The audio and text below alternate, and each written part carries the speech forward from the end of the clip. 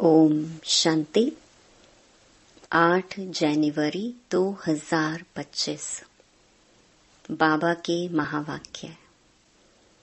मीठे बच्चे, बाप की श्रीमत तुम्हें 21 पीढ़ी का सुख दे देती है।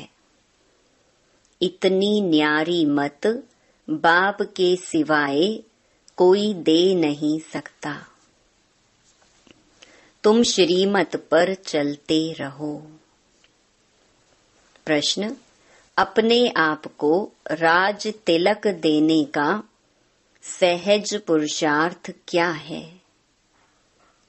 उत्तर: पहला, अपने आप को राज तिलक देने के लिए बाप की जो शिक्षाएं मिलती हैं उन पर अच्छी रीति चलो।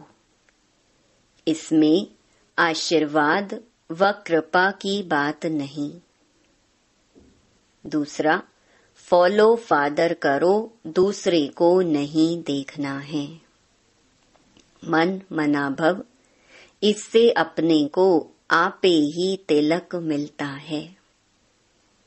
पढ़ाई और याद की यात्रा से ही तुम बेगर टू प्रिंस बनते हो। गीत ओम नमो शिवाय। ओम शांति। जब बाप और दादा ओम शांति कहते हैं तो 2 बार भी कह सकते हैं, क्योंकि दोनों एक में हैं। एक है अव्यक्त, दूसरा है व्यक्त। दोनों इकट्ठा हैं। 2 का इकट्ठा आवाज भी होता है, अलग अलग भी हो सकता है। यह एक वंडर है। दुनिया में यह कोई नहीं जानते कि परमपिता परमात्मा इनके शरीर में बैठ ज्ञान सुनाते हैं। यह कहाँ भी लिखा हुआ नहीं है।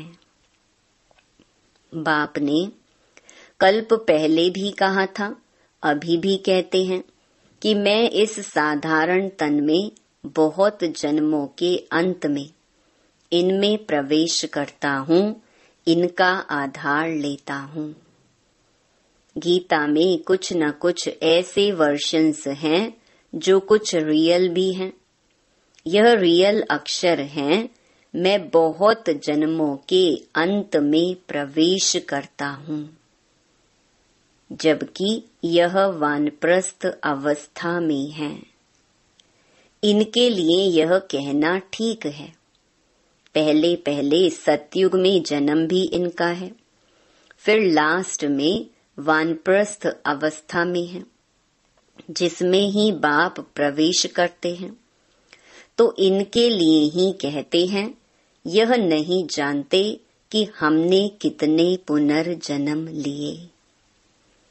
शास्त्रों में 84 लाख पुनर्जन्म लिख दिया है। यह सब है भक्ति मार्ग। इनको कहा जाता है भक्ति कल्ट। ज्ञान कांड अलग है, भक्ति कांड अलग है। भक्ति करते करते उतरते ही आते हैं। यह ज्ञान तो एक ही बार मिलता है। बाप एक ही बार सर्व की सद्गति करने आते हैं। बाबा आकर सबकी एक ही बार प्रारब्ध बनाते हैं, भविष्य की। तुम पढ़ते ही हो भविष्य नई दुनिया के लिए। बाप आते ही हैं नई राजधानी स्थापन करने, इसीलिए इनको राजयोग कहा जाता है। इनका बहुत महत्व है। चाहते हैं भारत का प्राचीन राजयोग कोई सिखलावे, परंतु आजकल यह सन्यासी लोग बाहर जाकर कहते हैं कि हम प्राचीन राजयोग सिखलाने आए हैं। तो वह भी समझते हैं हम सीखें, क्योंकि समझते हैं योग से ही पैराडाइज स्थापन हुआ था। बाप समझाते हैं योग बल से तुम पैराडाइज के मालिक बनते हो। पैराडाइज स्थापन किया है बाप ने। कैसे स्थापन करते हैं वह नहीं जानते। यह राजयोग रूहानी बाप ही सिखलाते हैं, जिस्मानी कोई मनुष्य सिखला ना सके। आजकल एडल्ट्रेशन, करप्शन तो बहुत है ना, इसीलिए बाप ने कहा है मैं पतितों को पावन बनाने वाला हूँ। जरूर फिर पतित बनाने वाला भी कोई होगा। अभी तुम जज करो, बरोबर ऐसे है ना। मैं ही आकर सभी वेदों शास्त्रों आदि का सार सुनाता हूँ। ज्ञान से तुमको 21 जन्मों का सुख मिलता है। भक्ति मार्ग में है अल्पकाल क्षण भंगुर सुख। यह है 21 पीढ़ी का सुख जो बाप ही देते हैं। बाप तुमको सद्गति देने के लिए जो श्रीमत देते हैं वह सबसे न्यारी है। यह बाप सबकी दिल लेने वाला है। जैसे वह जड़ दिलवाड़ा मंदिर है, यह फिर है चैतन्य दिलवाला मंदिर। एक्यूरेट तुम्हारी एक्टिविटी के ही चित्र बने हैं। इस समय तुम्हारी एक्टिविटी चल रही है। दिलवाला बाप मिला है, सर्व का सद्गति करने वाला, सर्व का दुख हरकर सुख देने वाला। कितना ऊंच ते ऊंच गाया हुआ है। ऊंच ते ऊंच है भगवान शिव की महिमा। भल चित्रों में शंकर आदि के आगे भी शिव का चित्र दिखाया है। वास्तव में देवताओं के आगे शिव का चित्र रखना तो निषेध है। वह तो भक्ति करते नहीं। भक्ति ना देवताएं करते न सन्यासी करते हैं। वह हैं ब्रह्म ज्ञानी, तत्व ज्ञानी। जैसे यह आकाश तत्व है, वैसे वह ब्रह्म तत्व है। वह बाप को तो याद करते नहीं, ना उनको यह महामंत्र मिलता है। यह महामंत्र बाप ही आकर संगम युग पर देते हैं। सर्व का सद्गति दाता बाप एक ही बार आकर मन मना भव का मंत्र देते हैं। बाप कहते हैं, बच्चे देह सहित देह के सब धर्म त्याग, अपने को अशरीरी आत्मा समझ मुझ बाप को याद करो। कितना सहज समझाते हैं। रावण राज्य के कारण तुम सब देह अभिमानी बने हो। अभी बाप तुमको आत्म अभिमानी बनाते हैं। अपने को आत्मा समझ मुझ बाप को याद करते रहो, तो आत्मा में जो खाद पड़ी है वह निकल जाए। सतो प्रधान से सतो में आने से कलाएं कम होती है ना। सोने की भी कैरेट होती है ना। अभी तो कलयुग अंत में सोना देखने में भी नहीं आता। सतयुग में तो सोने के महल होते हैं। कितना रात दिन का फर्क है। उसका नाम ही है गोल्डन एजेड वर्ल्ड। वहाँ ईंट पत्थर आदि का काम नहीं होता। बिल्डिंग बनती है तो उसमें भी सोने चांदी के सिवाय और कीचड़ पट्टी नहीं होती। वहाँ साइंस से बहुत सुख है। यह भी ड्रामा बना हुआ है। इस समय साइंस घमंडी है। सतयुग में घमंडी नहीं कहेंगे। वहाँ तो साइंस से तुमको सुख मिलता है। यहाँ है अल्पकाल का सुख, फिर इससे ही बड़ा भारी दुख मिलता है। बॉम्ब्स आदि ये सब विनाश के लिए बनाते ही रहते हैं। बॉम्ब्स बनाने के लिए दूसरों को मना करते हैं, फिर खुद बनाते रहते। समझते भी हैं इन बॉम्ब्स से हमारी ही मौत होनी है, लेकिन फिर भी बनाते रहते हैं, तो बुद्धि मारी हुई है ना। यह सब ड्रामा में नोंद है। बनाने के सिवाय रह नहीं सकते। मनुष्य समझते हैं कि इन बॉम्ब्स से हमारा ही मौत होगा, परंतु पता नहीं कि कौन प्रेरित कर रहा है। हम बनाने बिगर रह नहीं सकते, जरूर बनाने ही पड़े। विनाश की भी ड्रामा में नोंद है। कितना भी भल कोई पीस प्राइज दे, परंतु पीस स्थापन करने वाला एक बाप ही है। शांति का सागर बाप ही शांति, सुख, पवित्रता का वर्षा देते हैं। सतयुग में है बेहद की संपत्ति, वहां तो दूध की नदियां बहती हैं। विष्णु को क्षीर सागर में दिखाते हैं, यह भेंट की जाती है। कहाँ वह क्षीर सागर, कहाँ यह विषय सागर।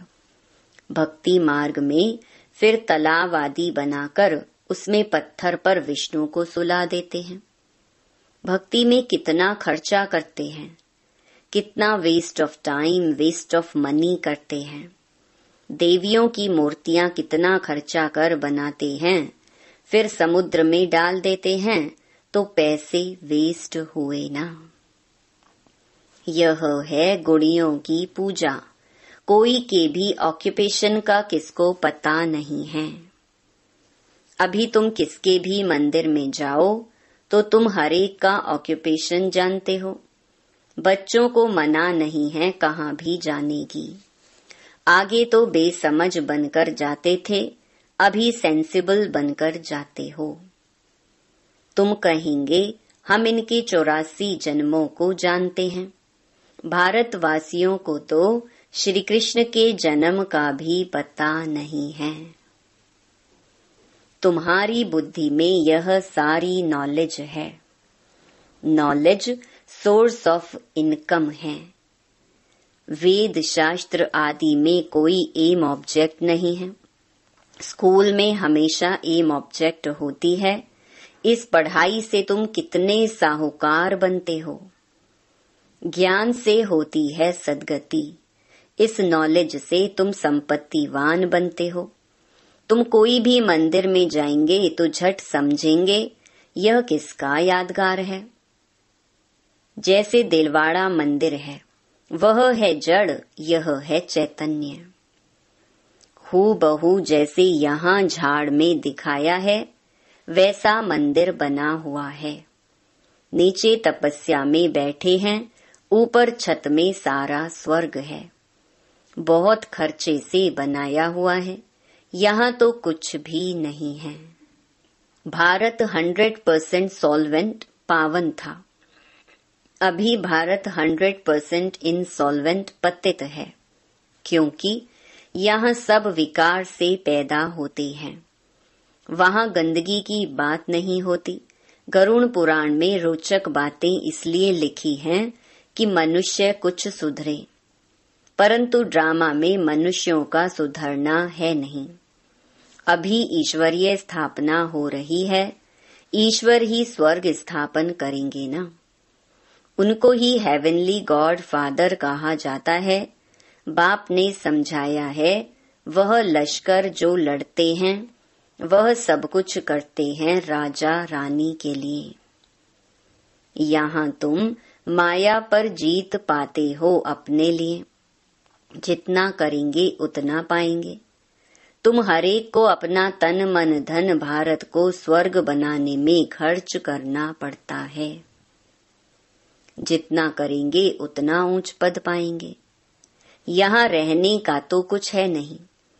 अभी के लिए ही गायन है, किनकी दबी रहेगी धूल में। अभी बाप आया हुआ है तुमको राज्य भाग्य दिलाने। कहते हैं अब तन मन धन सब इसमें लगा दो। इसने माना ब्रह्मा ने सब कुछ न्योछावर कर दिया ना। इनको कहा जाता है महादानी। विनाशी धन का दान करते हैं तो अविनाशी धन का भी दान करना होता है, जितना जो दान करे। नामी ग्रामी दानी होते हैं तो कहते हैं फलाना बड़ा फिलैंथ्रोपिस्ट था। नाम तो होता है ना, वो इनडायरेक्ट ईश्वर अर्थ करते हैं, राजाई नहीं स्थापन होती है। अभी तो राजाई स्थापन होती है, इसीलिए कंप्लीट फिलैंथ्रोपिस्ट बनना है। भक्ति मार्ग में गाते भी हैं, हम वारी जाएंगे। इसमें खर्चा कुछ नहीं है। गवर्नमेंट का कितना खर्चा होता है। यहाँ तुम जो कुछ करते हो अपने लिए, फिर चाहे 8 की माला में आओ, चाहे 108 में, चाहे 16,108 में, पास विद ऑनर बनना है। ऐसा योग कमाओ जो कर्मातीत अवस्था को पालो, फिर कोई सजा ना खाओ। तुम सब हो वॉरियर्स। तुम्हारी लड़ाई है रावण से, कोई मनुष्य से नहीं है। नापास होने के कारण 2 कला कम हो गई। त्रेता को 2 कला कम स्वर्ग कहेंगे। पुरुषार्थ तो करना चाहिए ना, बाप को पूरा फॉलो करने का। इसमें मन बुद्धि से सरेंडर होना होता है। बाबा, यह सब कुछ आपका है। बाप कहेंगे यह सर्विस में लगाओ। मैं जो तुमको मत देता हूँ वह कार्य करो। यूनिवर्सिटी खोलो, सेंटर्स खोलो, बहुतों का कल्याण हो जाएगा। सिर्फ यह मैसेज देना है, बाप को याद करो और वर्षा लो। मैसेंजर, पैगंबर तुम बच्चों को कहा जाता है। सबको यह मैसेज दो कि बाप ब्रह्मा द्वारा कहते हैं कि मुझे याद करो तो तुम्हारे विकर्म विनाश होंगे, जीवन मुक्ति मिल जाएगी। अभी हैं जीवन बंध, फिर जीवन मुक्त होंगे। बाप कहते हैं मैं भारत में ही आता हूँ। यह ड्रामा अनादि बना हुआ है। कब बना, कब पूरा होगा, यह प्रश्न नहीं उठ सकता। यह तो ड्रामा अनादि चलता ही रहता है। आत्मा कितनी छोटी बिंदी है, उसमें यह अविनाशी पार्ट नोंधा हुआ है। कितनी गुहिया बातें हैं। स्टार मिसल छोटी बिंदी है। माताएं भी यहाँ मस्तक पर बिंदी देती हैं। अभी तुम बच्चे पुरुषार्थ से अपने आप को राज तिलक दे रहे हो। तुम बाप की शिक्षा पर अच्छी रीति चलेंगे तो जैसे कि तुम अपने को राज तिलक देते हो। ऐसे नहीं कि इसमें आशीर्वाद व कृपा होगी। तुम ही अपने को राज तिलक देते हो। असल में यह राज तिलक है। फॉलो फादर करने का पुरुषार्थ करना है, दूसरों को नहीं देखना है। यह है मन मना भव, जिससे अपने को आपे ही तिलक मिलता है। बाप नहीं देते हैं। यह है ही राजयोग। तुम बेगर टू प्रिंस बनते हो तो कितना अच्छा पुरुषार्थ करना चाहिए, फिर इनको भी फॉलो करना है। यह तो समझ की बात है ना। पढ़ाई से कमाई होती है, जितना जितना योग उतनी धारणा होगी। योग में ही मेहनत है, इसलिए भारत का राजयोग गाया हुआ है। बाकी गंगा स्नान करते करते तो आयु भी चली जाए तो भी पावन बन न सके। भक्ति मार्ग में ईश्वर अर्थ गरीबों को देते हैं। यहाँ फिर खुद ईश्वर आकर गरीबों को ही विश्व की बादशाही देते हैं। गरीब निवाज है ना। भारत जो 100% सॉल्वेंट था, वह इस समय 100% इनसॉल्वेंट है। दान हमेशा गरीबों को दिया जाता है। बाप कितना ऊंच बनाते हैं, ऐसे बाप को गाली देते हैं। बाप कहते हैं ऐसे जब ग्लानि करते हैं तब मुझे आना पड़ता है। यह भी ड्रामा बना हुआ है। यह बाप भी है, टीचर भी है। सिख लोग कहते हैं सतगुरु अकाल। बाकी भक्ति मार्ग के गुरु तो ढेर हैं। अकाल को तख्त सिर्फ यह मिलता है। तुम बच्चों का भी तख्त यूज करते हैं, कहते हैं मैं इनमें प्रवेश कर सबका कल्याण करता हूँ। इस समय इनका यह पाठ है। यह बड़ी समझने की बातें हैं, नया कोई समझ ना सके। अच्छा, मीठे मीठे सिकिलधे बच्चों प्रति माता पिता बाप दादा का याद प्यार और गुड मॉर्निंग। रूहानी बाप की रूहानी बच्चों को नमस्ते। धारणा के लिए मुख्य सार। पहला, अविनाशी ज्ञान धन का दान कर महादानी बनना है। जैसे ब्रह्मा बाप ने अपना सब कुछ इसमें लगा दिया, ऐसे फॉलो फादर कर राजाई में ऊंच पद लेना है। दूसरा, सजाओं से बचने के लिए ऐसा योग कमाना है जो कर्मातीत अवस्था को पाले। पास विद ऑनर बनने का पूरा पूरा पुरुषार्थ करना है, दूसरों को नहीं देखना है। वरदान, कड़े नियम और दृढ़ संकल्प द्वारा अलबेलेपन को समाप्त करने वाले ब्रह्मा बाप समान अथक भव।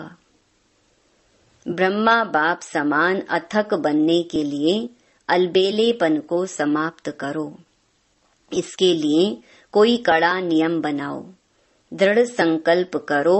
अटेंशन रूपी चौकीदार सदा अलर्ट रहें तो अलबेलापन समाप्त हो जाएगा। पहले स्व के ऊपर मेहनत करो, फिर सेवा में, तब धरनी परिवर्तन होगी। अभी सिर्फ कर लेंगे, हो जाएगा। इस आराम के संकल्पों के डल्लप को छोड़ो। करना ही है। यह स्लोगन मस्तक में याद रहे तो परिवर्तन हो जाएगा। स्लोगन, समर्थ बोल की निशानी है जिस बोल में आत्मिक भाव और शुभ भावना हो। अपनी शक्तिशाली मनसा द्वारा सकाश देने की सेवा करो।